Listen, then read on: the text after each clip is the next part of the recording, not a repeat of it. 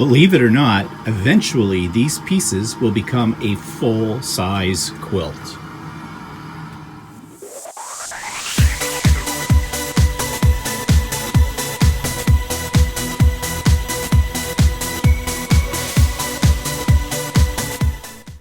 Good morning, everybody. It's Stephen here for Bland Designs, and this is vlog number 139 for Monday, October the 28th, 2019, and we're only a few short days away from Halloween. And then we hit November. Ew. November. November's always gray and dark kind of a thing. And it's kind of close to Christmas, but too far away from it. And oh well, I know some people start putting up their Christmas decorations in November. I am not one of those. I will not put them up until December 1st. That's my rule.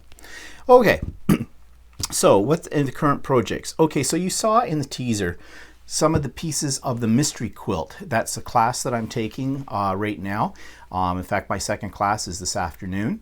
And I thought I would show you what one of the blocks looks like. Now, the pieces you saw on my table in the teaser, they are block number 1, but they are several. There's 1A, 1B, 1C, etc., which go in, I guess, in various spots in the quilt. But block number 2 is the complete block, and I think it looks really nice. So this is block number 2. So I'm hoping if the rest of the quilt looks like this block, this is going to be a really great quilt. I was a little skeptical about the colors that I picked because there are about 11 different fabrics that go into this quilt, but I think they're going to work out pretty good. So we'll see. Today in class I'll be working on block number 3, and I don't have the instructions for that yet except for what I was supposed to cut in the fabric, so we'll see what that's all about when I get to class today. And tomorrow I'm starting another class doing a Bargello, and I'll show you bits and pieces of that as it gets going as well. So yeah, it's going to be a busy time for the next little while with 2 sewing classes back to back each week. Okay, so that takes us to the YouTube channel of the week, and this is a travel YouTube channel. This week's YouTube channel is a travel YouTube channel. It's called Cruise with Ben and David. They put out new videos every week about their cruising experiences. They give you a great deal of insight into accommodation, food, and shore excursions. It's a little bit different, a little bit quirky from the usual types of travel sites, but I think you will find it enjoyable, and they do give very extensive reviews about various trips that they have been on. So if you're thinking about going on a cruise, it wouldn't hurt to check out Cruise with Ben and David. So as usual, the link for that YouTube channel is in the show notes below, as is my blog, which I haven't really updated in a while, but I don't think anybody's going to it anyway, so, and I don't blame you. It's pretty boring. But if you want to see something that's boring, if you want to see some of my other quilts, because that's basically what I've put up on that blog, then the link's below. And I have a link for Stephen and Walter Live, and this week we had an interesting discussion, I think it was interesting, about vegans and veganism. And I'm sure that will get some of you riled up because I don't believe in vegans. Sorry, said it, there it is. But if you want to know more about why I don't believe in veganism, then check out Stephen and Walter Live. And the book for the week is also listed below, and we'll come to that in a few minutes. So, what's pissing me off this week? Well, you know that last Monday, we went to the polls and we elected our next government. And luckily, the outcome of that was a minority Liberal government. Now, the Liberals are being led by Justin Trudeau. As I've said before, he's our version of Obama, in my mind. And I am definitely a Liberal supporter. But I would have liked to seen a Liberal majority, but I knew that probably wasn't going to happen, and it didn't. So we have a minority government. They almost won enough seats. They came very close to getting a majority, which is good because that means that some of the lesser parties, they can basically join forces with the Liberals on certain issues and vote down the Conservatives. The Conservatives will not vote for anything the Liberals bring up in the legislature. just on point of principle. They hate the Liberals. They don't want to have anything to do with them. And as far as they're concerned, they would like to go to another election and get voted in with a majority for them. So they will do everything in their power to not support the Liberal government, no matter what the issue is. And they'll probably try a few times over the next few years to do something called a non-confidence vote, which basically, if it gets passed, it means we go to the polls again. But those have happened, but usually the outcome is that the government is not overthrown by that kind of vote. So not that worried about that. It just means that basically there's going to be delays in getting through laws because the Conservatives will vote against them no matter what, or they'll debate it to death or whatever. Some think that's a good thing, others not so much. But here's what I'm a little pissed off. Fickle voters, okay? They're just as bad as politicians who make promises and never keep them. We're pretty much used to that kind of thing. Well, what I mean by fickle voters is the fact that from one election to the next, voters never remember what the government in power has done to them. And they'll switch sides as sure as look at them all the time. They're wishy-washy. You can't trust the voting public either. In this particular election, a lot of people were ticked off with what the Conservatives at the provincial level had been doing, and yet I'll bet you some of those same people voted Conservative at the federal level. Somebody voted for them because they got enough seats to wind up being the official opposition, and they've got about 122 seats out of 300 and 300 and some odd seats in our legislature. So they did pretty good. And I'm sure that some of those people who were bitching about them at the provincial level ended up voting for them at the federal level. You can't trust people. And that's what pisses me off about politics. Because when you think about it, these people we're putting in power are basically ruling our country. They're making the laws. They're making our lives good or bad. Mostly bad. Yeah, I know I sound a little negative, but it's true, isn't it? But that nevertheless, these people just don't learn from the past. Now, one good thing that came out of this election was the fact that the Liberals in my province actually gained one more seat than they had in the last election. And that is a good thing because it was my province that turned around and put in the Conservative Doug Ford as Premier. And we've had nothing but hell and chaos. In fact, for the last 5 months, it's been kind of quiet because the legislature has not been in session. Because Doug Ford decided that he would not recall the legislation after they went on their summer break until after the federal election. So I read today in something or on the news, it said that this has been the longest any provincial legislature has not been seated in history in our province, maybe even in the country, I don't know, but in our province. Usually they're gone for 2 months, maybe 3 at the most. This has been 5. So today he's back at Queen's Park and protests are already starting. I saw it on the news this morning that already the teachers union, QP is the support workers union, and does all kinds of other things, are already out there protesting as the members of the legislature come back to work. So the fight isn't over in Ontario. I was afraid that if we got a majority federal Conservative government, that would say to Doug Ford that, yeah, all of Canada wants the Conservatives, so why should Ontario be any different, and I can go ahead and do whatever I want to the people of Ontario. He may still think that way in his own twisted little mind, but there's going to be a lot of opposition to his cutbacks and other stupid things that he's doing. I mean, every government has cutbacks, right? They always claim that there's a deficit, okay? And there's always going to be a deficit.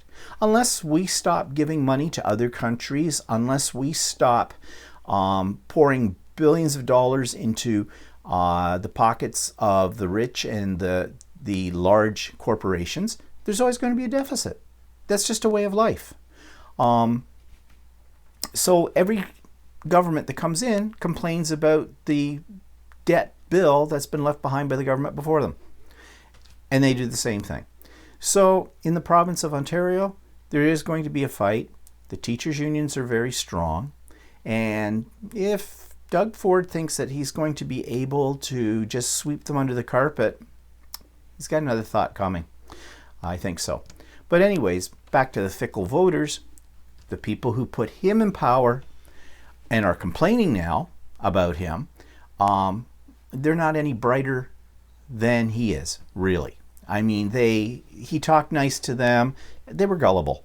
No two ways about it. Unfortunately, they're the people that at the federal level, can cause damage, And actually, when I say fickle voters, most times I'm speaking of the undecided voters, the ones who don't make any decision as to who they're going to vote for until they get to the polls. Come on, people. You're talking about the future of our country. You're talking about the future of our province. Get on the bandwagon here and think about what you're going to do. But anyways, the elections are all over. It's just now we see what they do to us for the next 3 to 4 years. And being Canadian, we just suck it up and say, okay, well, we'll vote them out the next time. Yeah, except for the fickle voters. Okay, so product review and what's new. No new products, but I forgot to mention that's behind me. That's my Christmas banner. It's going to go on my door, and I have it now quilted. And I know it's difficult on the video to see the quilting, but it is all quilted now. And I basically did walking foot quilting on this one. I'm getting better at this, though. I have to say that for myself. I'm getting better at that kind of quilting. And yeah, eventually I'll be doing free motion like there's no tomorrow. I'm hoping. So anyways, moving on to the book review for this week. Okay, this is one I dug up out of my stash. Forgot that I had it. There used to be a company called Sandy Lion. They used to make stickers, all kinds of stickers.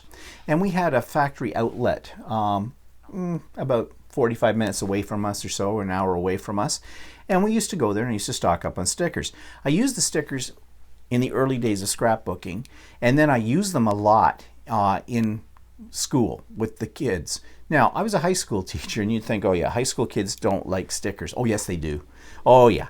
The high school kids, the elementary comes right out of them. When you bring in stickers to do things with, they just love the stickers. So I used to go in every so often and I'd buy armloads of different types of stickers and take them to my classroom for various things that we were doing. I think I even once put a sticker on their essay if it was really good. And like getting a gold star in grade 2 kind of a thing. And believe me, even grade 12s like to get a sticker. Anything to motivate them, right? So in that store, I came across this book. And this was I probably picked this up at the time because we were probably going to Disney World.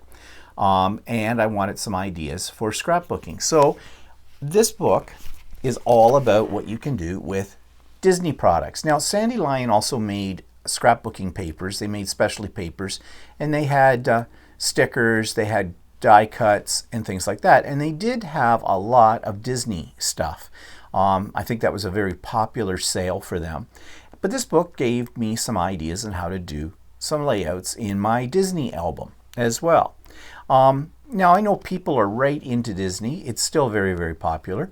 So is this book available? Yes, it is. Even though Sandy Lion no longer is in business. Now, I don't know if they became something else, but I just don't see Sandy Lion products anywhere anymore. And I know that factory outlet that I was mentioning before has gone out of business. It's closed down now and has been for several years.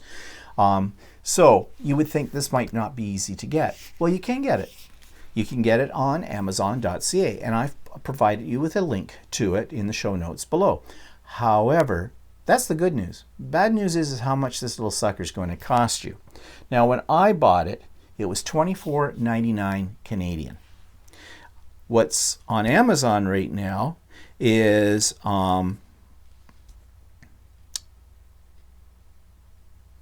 okay, that's weird. I wrote down a really weird number down here. It was, oh, okay. My fingers must have hit. Actually, it's not bad news. This book you can get for $6 or $6. No, $6.23. That's what I meant, not $623. That would make it very expensive. No, $6.23. So that's good news too. It's cheap, and there is a shipping charge of about $3.99. Of course, all these are in Canadian dollars, but that still brings it to about $10 Canadian for this book, and I paid double that. So it is still available. If you're a Disney fan, and you know, if you do scrapbooks or cards or something with Disney themes, you might want to check this out for some ideas. Okay, so that takes us to a new project in the iCraft kits that I've been working on since the beginning of the year. And this one is the Garden View album, which I think looks very, very nice. And I'm going to show you how to assemble it this week. So today I'm going to assemble the iCraft Garden View album. This is another one of these kits from iCraft that you know that I have been loving so much. And this one says it's ready to use scrapbook template. So this is a scrapbook. It looks like it's not a bad size. And it says this set contains one set of 6 pieces of each of black and craft cardstock and 6 pieces of chipboard. So it looks like you can probably make 2 albums out of this one kit, which if that's the case, $10.99 is what I paid for the kit. That's a good value. It says this scrapbook can contain 15 photographs. The final size of the scrapbook would be 5 by 7. So let's just take a look at the back of this, which shows us what's in the kit. And yes, what do we got? Okay, so it shows you that there are 6 of these, which I am assuming are the pages. Now, this is interesting because if these are the pages and there's 6 of them, then does that mean there's only 3 pages per album? We'll see. Or does that mean that we can only make 1 album at a time, and we'd have to figure out how to put other pages into it? I don't know. 2 chipboard pieces, not sure what these are, and then a piece of chipboard for the front. So that's all I know. It shows a picture here of what it looks like opened up. It looks like it has all 6 pages in it. So let's open up the package and find out what's inside. Okay, so there is an instruction sheet, which is nice. They've been putting these instruction sheets in lately. Before, the earlier kits, when they came out with them, did not have an instruction sheet. And it tells us on here what we should find in the package. Now, it's saying there are 8 pages, and on the back it said there were 6. So does that mean 4 per album? But there's only 1 window. This is interesting. So let's open it up and see what we've got.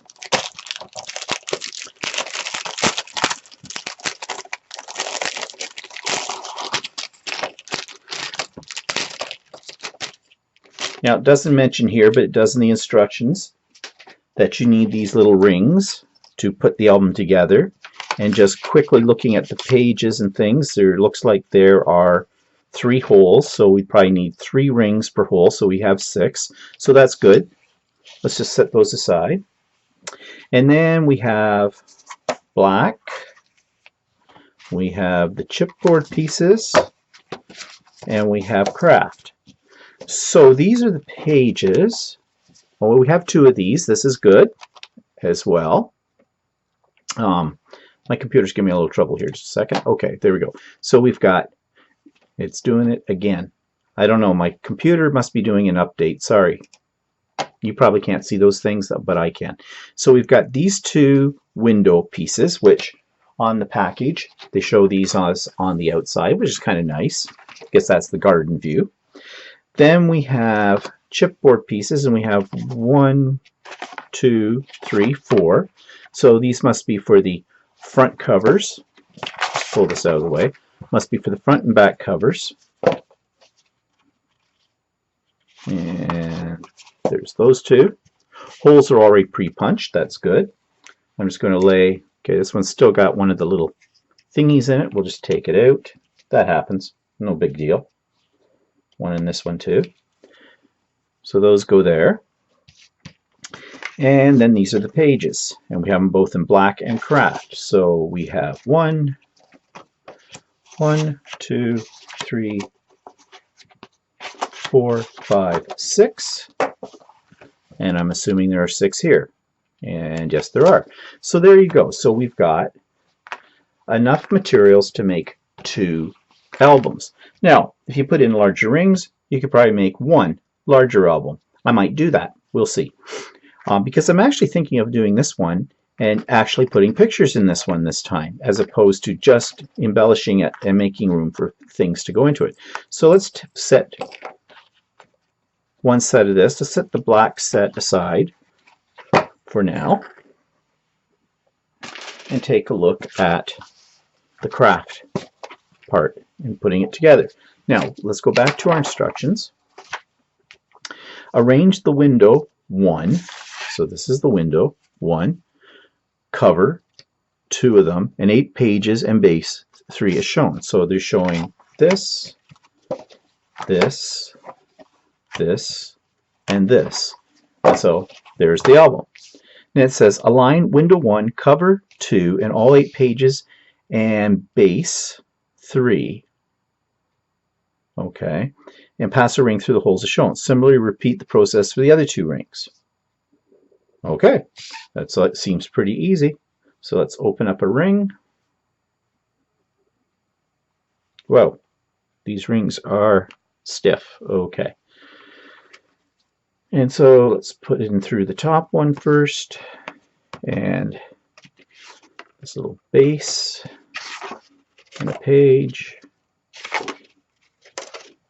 And so there are, oops, okay, 6 pages in total. Rings are not very big, but you could, these rings are easy enough to get. You could go off to your local stationery supply, office supply store and get more of those, and bigger ones if you wished. Okay, so there's one in. That's easy enough to do. The only problem I'm having is opening these rings.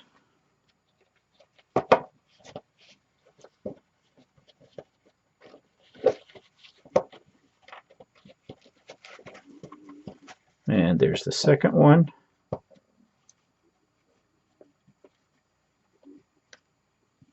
Wow, these are tight little rings. Well, actually, that's not a bad thing. Let's put the hinges out that way, because sometimes I find when you buy these rings, they're just too loose and they come apart. So having them, although it's a bit of a pain in the butt to get them open, a minor problem. Not really a problem at all. Okay, let's see, get that one closed, and there we have it. And it says, completed album. Decorate your completed scrapbook with iCraft designer papers and embellishments. Okay, couldn't have been any more simple than that.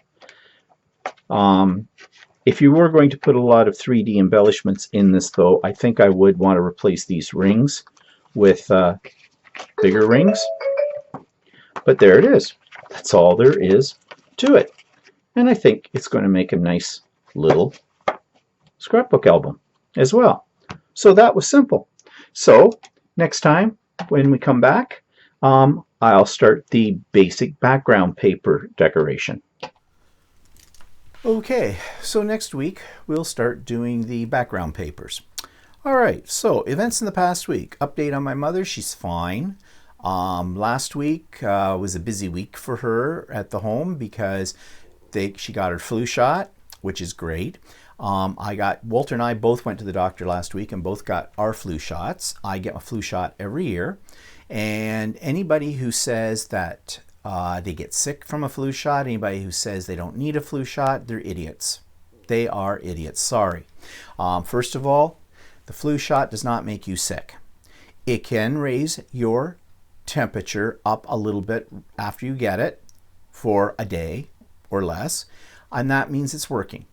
It's dead virus that's put into your system to create the antibodies and everything that attack the actual flu strains that you might come into contact with. So that's a good thing. Second of all, it does work. Flu is serious business. I know. About 10 years ago or so, before there were the flu shots, both Walter and I came down with a very, very severe bout of flu.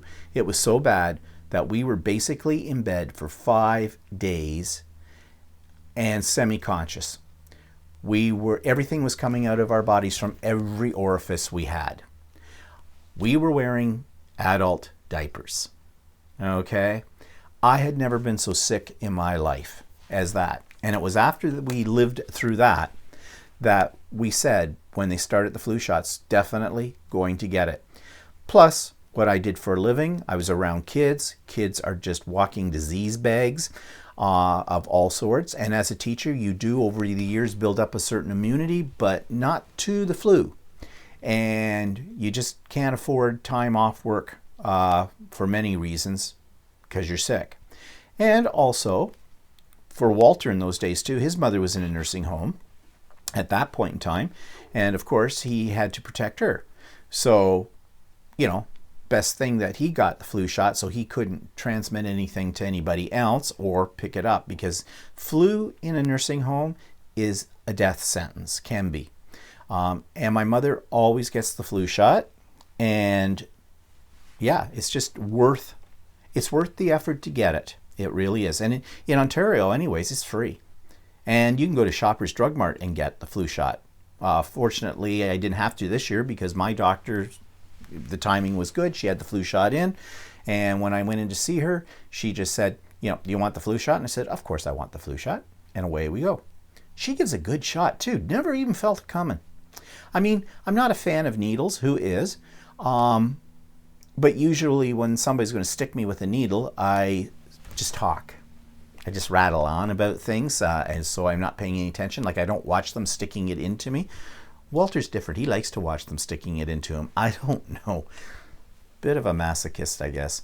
But anyways, she gave a really good shot. Never felt it. Now, Walter said he did. She gave him his shot, too, at the same time. So, I don't know. Maybe no sense, no feeling. I have no idea. But anyways, I'm good for the flu season, and that's a great thing. Okay, moving on. How did I get on? Let's about my mother. Another thing, I think she went out for lunch at a family restaurant that's not very close. As my mother said, we walked over. No, Mom, you got rolled over, because it's just a block away from the nursing home. And that particular day, I think, was relatively nice out. So they just got them all together in their wheelchairs and away they went. But she said she really liked it. She liked the food she had, and that's good. I like it when they have these outings for them, because we can't manage her to take her anywhere at all, because we can't get her in and out of a car the whole bit. And on top of it all, if she needs to go to the bathroom or something like that, she needs to be assisted with all those things. So, I'm glad that the nursing home takes them out. And they usually have a special outing at least once a month, amongst all their other activities that they have in the nursing home. So that's great. And the flu shot, I didn't have to take her to the doctor for it, because they administer it right there in the nursing home. They call you up first to make sure you give your permission for it, which I don't know why I had to give my permission for it, because my mother is quite capable of making her own decisions. But I guess maybe, family idea, whatever. So, but she's good. Okay, so we went to a Halloween dance on the weekend, on Friday night. And of course, we had costumes, and they're pretty outlandish this year. So I do have a little video just before we left the house for the party showing you what our costumes look like. Now, one word of warning, okay? This particular party we were going to was a man's dance, okay? Yes, it was gay oriented, okay? And we were 50s style waitresses, and so there are some things we say on this little video clip that could be Well, they're not horrible, but they might offend some people. If you're one of those people that are offended by it, well, sorry, get over it. Now let's go. Okay. Hello! I'm Matilda Mudslinger, and this is Gladass Happy Bum, and we'll be your servers tonight. Would you like to hear about our specials? What's on the specials tonight? 4 bitch slaps. Oh, 4 bitch slaps, my favorite. To hide the sausage. To hide the sausage. Does that come with a side of cumslaw? Maybe. Ooh, sounds yum. delicious. Yummy. And what else? And 2 bro jobs. Ooh, that sounds delicious. Well, It's a Chinese dish. Of course it is. Is there some cream of some young guy too? Oh yeah. That's Tuesdays. A new side. That's Tuesday's special. This is Friday. That's probably cream of some old guy. But we are going out on our shift now tonight, and we have a variety of cocktails, as you can see, and we are the hostesses with the mostesses. So toodle toodles. Say toodles, Gladass. Bye, y'all. So it was a good time, and there were a lot of really cool costumes, but unannounced. We didn't know this until near the end of the night. They called us up along with some other people onto the dance floor, and we won first prize for best costumes. Bonus. Think we got a couple of gift certificates for local restaurants, which was really nice. And then right on the heels of that, Walter won the door prize. I mean, lucky night. I never win anything. He wins. He wins all the time things. And I think the door prize was, we got some, no, that was the gift. We got these little things. Where are they? Show them to you. Yeah, here they are. These were, I think these came with our gift certificates, or this might have been part, no, this was part of the door prize. And what these are little comical little glass markers, you know, the little hands you put on the edge of a glass. You know, if you're at a party, wine glass things, you know, there's these things you can get that go on the stem of the glass or something, so you know what glass is yours, so you don't end up drinking somebody else's drink, which actually I'm very famous for that at parties. We got those plus $20. Well, we donated the $20 back to the guys that run this dance, because these are private affairs and they're not really heavily populated. And although you do pay a cover charge at the door, kind of a deal, and they do have a bar and that, but they have to pay for the bartender, they have to pay for the hall, they have to pay for the decorations, they have to pay for the disc jockey, and they have food, so they have to pay for all of that. So we know that they don't do it to make a profit, but you know, they need to break even, okay? And we appreciate, and the people that go to these, that these guys put all this work into it, and you know, it's all out of their pocket. So we just donated the $20 back to help with their expenses. Okay, it was just the thrill of winning, and we did get these little guys. So, bonus. Okay.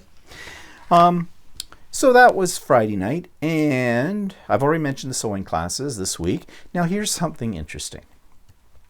So I go into the garage about a week ago or so, open it up, take my car out, and there's a nut, a tree nut, you know, sitting there behind my car. And I'm thinking, well, one, I'm not sure what tree it came from, because we don't have any real, like, nut-bearing trees around us. But there it was. So I just sort of kicked it off into the outside and thought nothing more of it. Then, beginning of this week, I went in to get into my car, and there's that same, it looked like the same nut sitting there.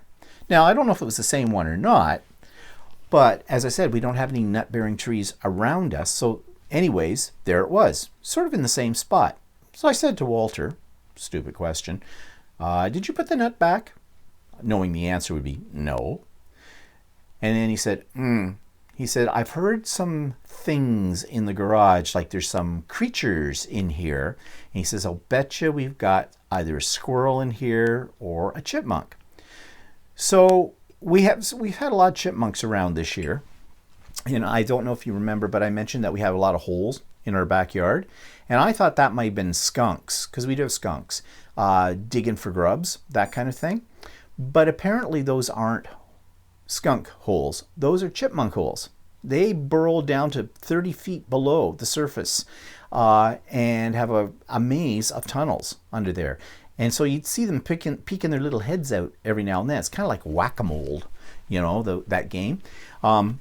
So anyways, and we had seen a couple of chipmunks scurrying around in our front yard. So, yep, sure enough, Walter saw one of them sticking his head out, and they were in the soffits of our garage. And they were storing things up there. So Walter got up a ladder in the inside of the garage and looked to see what was there. And there was some pine cones and some other things. And, you know, they were nesting. They were getting ready for winter, and they were storing their food. Apparently, chipmunks only partially hibernate. We looked it up on the internet.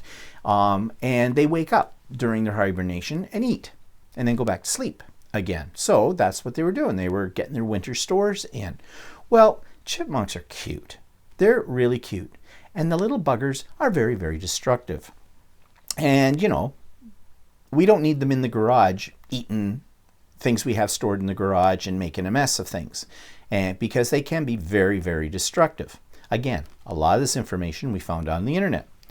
So Walter did try a little bit of mouse poison. Well, they took them. The mouse poison came in little blocks. Well, the little blocks were gone, but we didn't find any dead chipmunks. And I kind of didn't like doing that. Now, with mice, it's a different ball game. We live on a forested, our backyard is basically forest, and so we have all kinds of creatures back there. And we have lots of field mice and that kind of thing. And of course, at this time of the year, they're looking for places to hanker down for the winter. And of course, we have a hot tub as well. And the one thing you don't want is mice getting into the interior of the hot tub, eating all the wiring and stuff like that. So that's why we have these special little traps that have these they're not pellets, they're little blocks. And they do an effective job on the mice. Well, Walter put some of those out and they disappeared. But we didn't find a dead chipmunk anywhere. And there was a live one anyway, still squirreling around there. So we decided to do a live capture. We have a big trap for that, but it was way too big for a chipmunk. The chipmunk could easily get through the holes in the caging of it, and the door on the trap, they could just run in and run out and it wouldn't trip it because they weren't heavy enough to trip it. Walter was putting peanut butter out for them. Apparently they like peanut butter. So they'd go in, eat the peanut butter, and run out. Next thing, we hear them knocking on the door going, "Excuse me, more peanut butter, please." And we love that little house. It's very dry.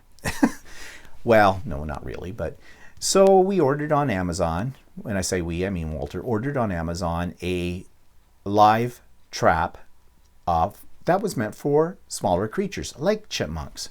So we got that. We put it out. Walter baited it. And yep, we got the little sucker. There he was. He wasn't happy. He was just running around in there. Walter took him for a drive out way away from our house and let him go out in the field. So, end of chipmunk problem, we think. We haven't had any more incidents since that chippy left. And Walter's plugging up the spot where they were coming in, or where the one was coming in. Apparently, they are pretty much a loner animal, although we did see two. But they're also territorial, so maybe one was trying to cut in on the other one's territory. We don't know what the politics are of being a chipmunk. So anyways, they are cute, but they're extremely destructive. So, you know, at least we didn't kill them, okay? Because I don't like that. If we can capture them and let them go someplace else away from us, then that's a good thing, I think. So that was our little adventure this week with Chip and Dale. Okay, so what's coming up? Nothing in this week except the sewing classes. And I am making some more Christmas things as gifts, so I got to get on with those. There's always something to do, always a project. So we will be on, oh yes, I have an art journaling class, my monthly one, this Sunday, which affects Stephen and Walter live, because that means we'll be on an hour later. So we'll be on at 5 p.m. instead of 4 p.m. Eastern Standard Time. Now, this could get confusing, because this weekend, as of early Sunday morning, our time changes here in Ontario, we go to, is this daylight saving time or is this, no, this is standard time now. So we go back an hour. So although we'll be on at 5 p.m. on Sunday, it'll really be 6 p.m. if the clocks hadn't gone back an hour. So I don't know how that affects people in different time zones. So anyways, yeah, it is what it is. If you don't catch us then, you can always catch the replay. Okay, so I hope you have a good week, and we'll talk to you next week. Bye-bye.